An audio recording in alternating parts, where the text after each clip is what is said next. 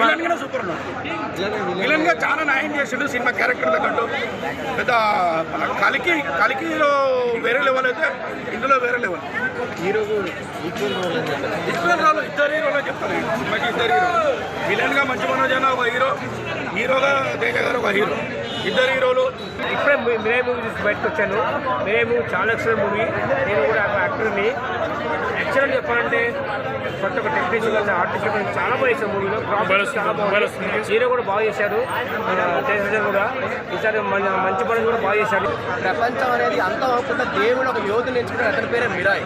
అదే main concept. Plus points అండి, negative character విషయానికి వస్తే మంచు మనోజ్ క్యారెక్టర్ మాత్రం హైలైట్ అండి. అసలు హీరోని కూడా డామినేట్ చేసి అంత బాగా యాక్ట్ చేశాడు.